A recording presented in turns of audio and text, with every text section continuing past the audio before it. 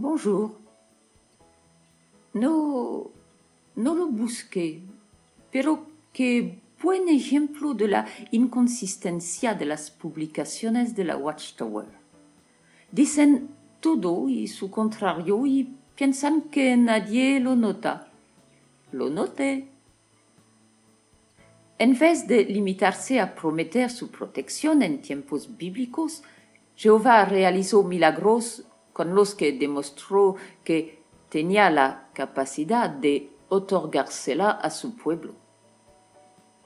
Nada que se pueda comprobar, porque la historia de Israel en los tiempos de Éxodo no es histórica. Además, hubo quienes se beneficiaron de su poder protector a nivel individual. No más pruebas. Jehová también hizo una extraordinaria demostración de poder protector cuando transfirió la vida de su hijo unigénito a la matriz de una virgen judía llamada María. Bien. La supervivencia del niño Jesús será esencial para el cumplimiento de dicho propósito que a la postre beneficiará a toda la humanidad. Y luego, pero no justo después, porque podrías darte cuenta que hay algo que huele mal, si Dios se valiera siempre de su fuerza para realizar liberaciones milagrosas, tal vez habría base para que Satanás lo desafiara. Eso viene en total contradicción con la protección del niño Jesús. Esta protección realmente es una trampa, el punto de vista de Satanás. La promesa de protección que hace Jehová no lo obliga a obrar milagros en nuestro favor. Como un político francés lo dijo, una promesa solo compromete a los que la escuchan. Por lo tanto, es patente que no debemos esperar que Dios guarde a cada uno de sus siervos del mismo modo. ¿Qué es tan patente y por qué lo sería? Además, el tiempo y el suceso imprevisto nos acaecen a todos.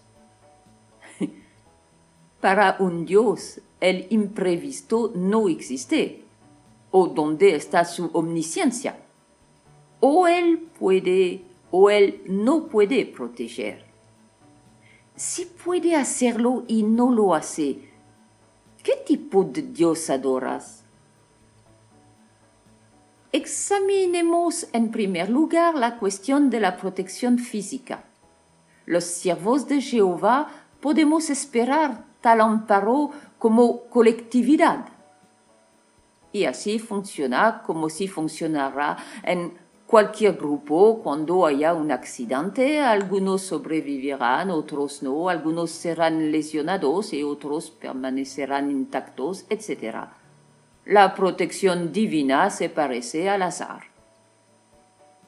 Debemos esperar protección física en la llegada de la gran tribulación. No hay por qué temer la ejecución de las sentencias divinas. Pero no olvides que el tiempo y el suceso imprevisto nos acaecen a todos. ¿Cómo es posible que grandes naciones no hayan logrado detener nuestras actividades cuando solo somos una agrupación cristiana relativamente pequeña y en apariencia indefensa? Porque el Dios omnipotente nos resguarda bajo sus vigorosas alas.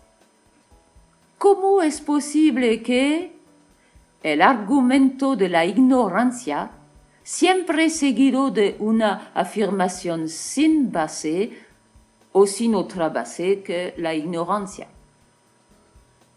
También Jehová protege a los grupos de terroristas, ya que las grandes naciones no han podido deshacerse de ellos. Por supuesto, también protege el virus Zika y los parásitos paludianos, porque también son sus criaturas. Entre tanto, estamos convencidos de dos cosas. Si les encuentras convincentes, crees en el viejo pasquero y entonces tienes 6 años de edad. Primero, que el Altísimo nunca permitirá que sus siervos leales sean exterminados de este planeta. Y segundo, que recompensará a los íntegros con vida eterna en su nuevo mundo de justicia, de ser necesario resucitándolos. No es lo que una persona con la mente clara llama protección física. Dicen negro y blanco. No debe ser fácil creer a ambos a la vez. Sé que puedo hacer muy poco para despertar un testigo de Jehová porque su sueño es artificial. Muchos se fuerzan a creer porque tienen miedo a perder todo. ¿Y cómo no tendrían miedo en el mundo Watchtower, donde todo se puede invertir, donde hay nada seguro, donde una cosa y su contrario aparecen en la misma página? Pero también sé que hay un nivel de disonancia cognitiva insuperable. Llega un momento cuando la idea de liberarse es más poderosa que el miedo. Este día estaré aquí para ti. Y descubrirás que no eres un caso único.